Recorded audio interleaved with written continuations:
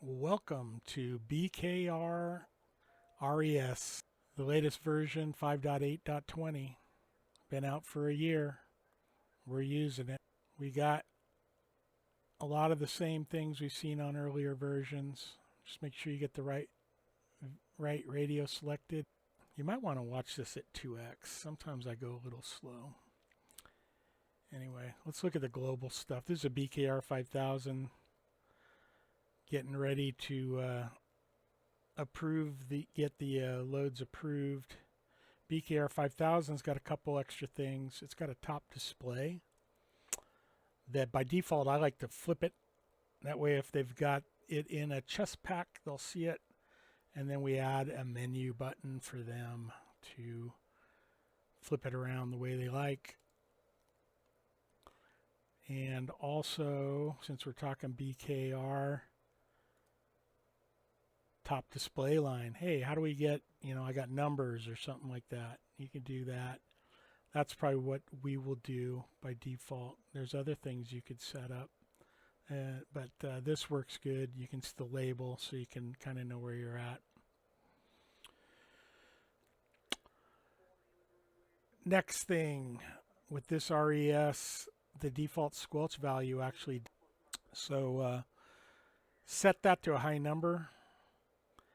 It's kind of opposite of what I would in my brain think. I would think if I put it on 0, I would hear noise. But in this case, if you hit 12, you're going to hear noise on a channel that doesn't have any protection tone on the receive. So 10 is a very nice setting to hear noisy signals. 10's a good place for that, and then the radio will receive all by default. All the channels will have that level. The user can change the squelch level per channel if they want, or per zone. While we're on this screen, low power during low battery, I recommend that be implemented on our radios. It'll let the user get a little bit more, few more minutes where they could transmit before the battery shuts off.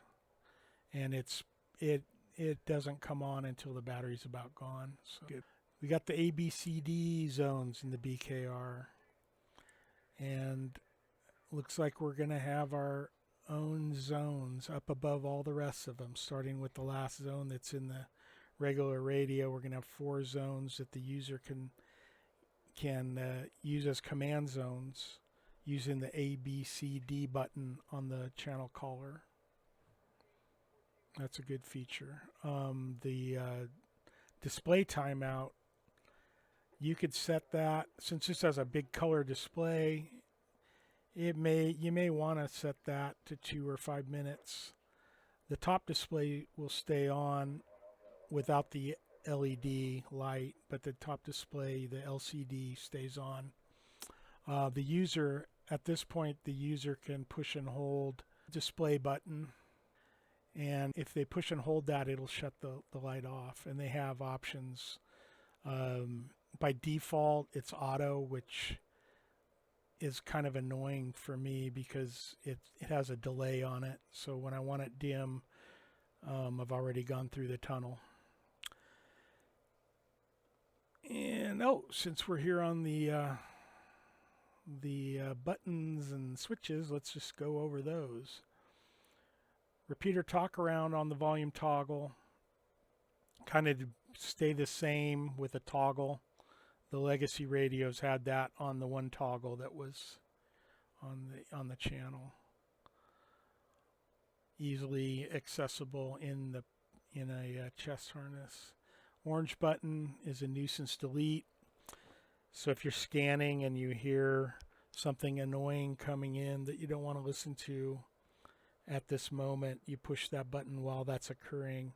It'll temporarily delete it until you shut scan off and back on. So you'd hit this button off and on, and then it'll reload the full list. These soft keys are the same as the older BK radios. Enhanced scan is new to the portables. Enhanced scan turns on priority sampling with the scan button. And to do this properly, you want to set the priority to priority 1, use main channel. You can tick this as well. It'll work either way, but that probably should be ticked as well. So when you turn on scan, the channel you have selected with your knob is your priority channel.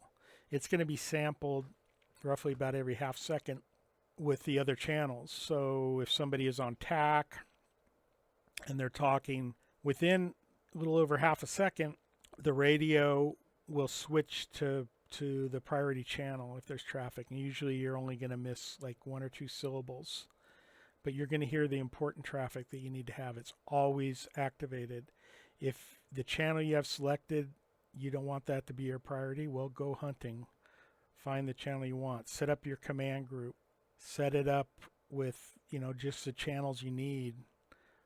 You could put the highest priority channels on either side, the lowest channel or the highest channel. That way you could use muscle memory and listen for the beep when you have the soft channel stop.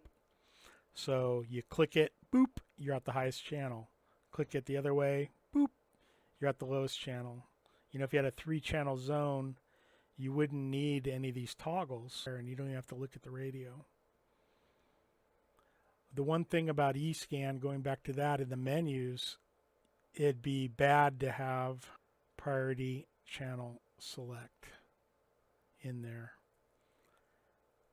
because then the user can override the eScan and then they complain because they can't hear anything.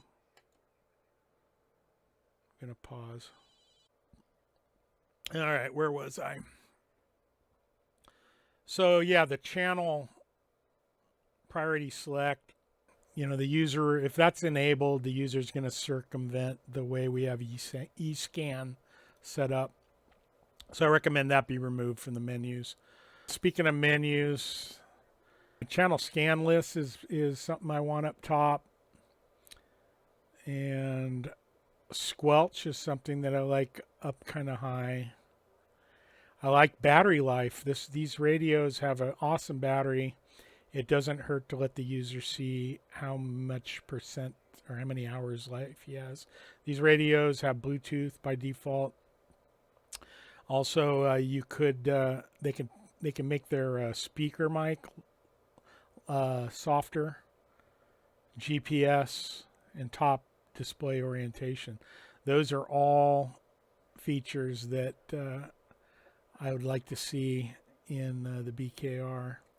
Lots of features. A lot of features that would just make people more confused. But so those are the big ones.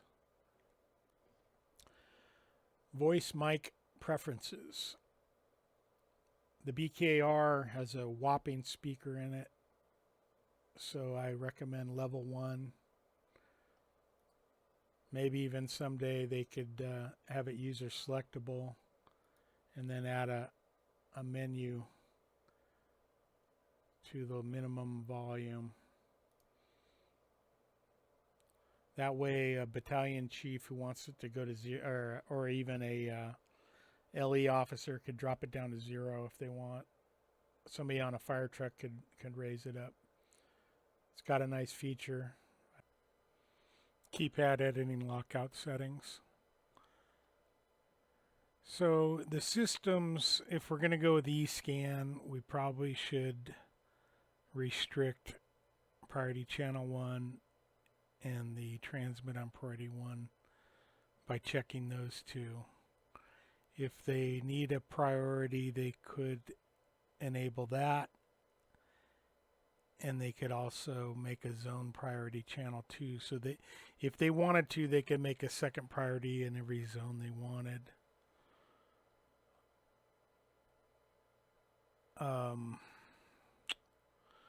The dual speaker, they can go into the globals and enable that.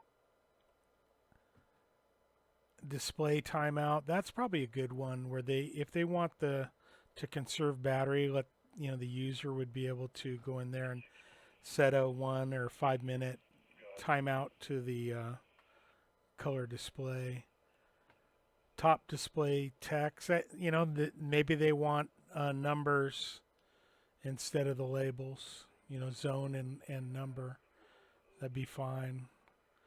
Live DTMF, that was enabled a couple years ago, mostly for like